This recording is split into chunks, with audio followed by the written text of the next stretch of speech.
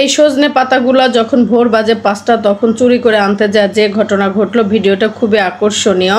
তা আমি আর আমার স্বামী প্রতিদিন সকালে যাই হাঁটতে, তা হেঁটে আসতেই দেখি হচ্ছে সজনে পাতা, নিম পাতা এরকম। তো এই পাতাগুলো আর কি আমরা দেখে দুজনে পারার চেষ্টা করতেছিলাম। ওদিক দিয়ে একটা লোক এসে আমাদেরকে ধমক দিচ্ছে। তা আমরা বললাম কি এটা কি আপনার গাছ? বলে না, রাস্তার গাছ। তো রাস্তার গাছের আপনিও ছিঁড়বেন আমিও ছিঁড়বো, সেটা নিয়ে কেন এত আপনার কথা? তো যাই হোক, এখানে অনেক বড় একটা কাহিনী ঘটে গেল। তাই এদিক ক্যামেরা ধরতেই আর কি লোকটা অনেক রিকোয়েস্ট করলো, তাই আর কি তাকে ছবি তুলতে ওইভাবে পারি নাই। তো সজনে পাতাগুলো চুরি করে আমি আর কি দৌড়ে বাসার দিকে চলে আসলাম। তো সজনে পাতাগুলো অবশেষে বাসায় নিয়ে আসতে পারলাম।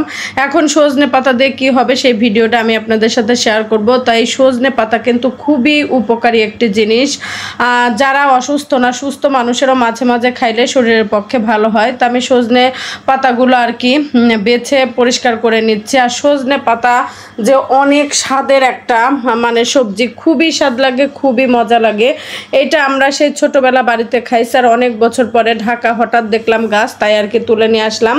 তো সজনে পাতাগুলো আর কি শাক রেডি করা হয়ে গেল। এখন এই যে শোভন সাহেব আর কি বাজার থেকে নিয়ে আসলো 3টা কক মুরগি আর অনেকগুলো সবজি আনছে। তো সেইটা আমি আপনাদের সাথে শেয়ার করছি। আর আমরা আসলে প্রচুর পরিমাণে সবজি খাই। আর হচ্ছে মাস শেষ, মধ্যবিত্তদের মানে সংসার চলাটা কিন্তু খুবই কঠিন হয়ে যায়।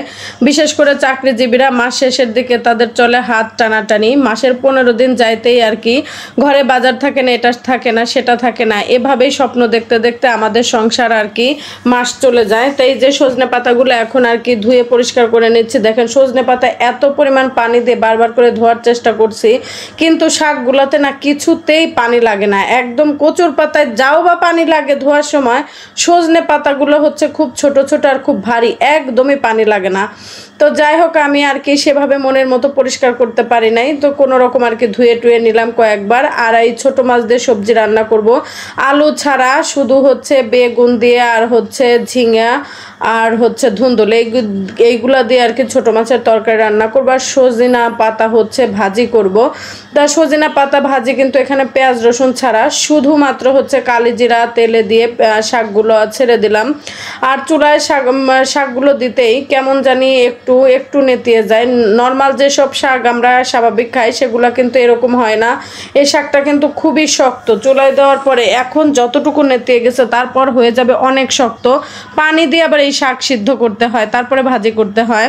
তো এই হলো রান্না বান্না হয়ে গেল। এখন এই যে কাঁঠালের বিচি ভর্তা করছি, আর সাথে যা যা থাকছে সব কিছু দিয়ে যে আমরা খাচ্ছি। আর গোসল করে আসতে দেখে আমার হাজব্যান্ড এদিক ভাত বেড়ে ফেলছে, মাথায় আর কি টাওয়ালে পেঁচা নিয়ে ভাত খাইতে বসলাম। এদিক দিয়ে চুল দিয়ে পানিও পড়তেছিল।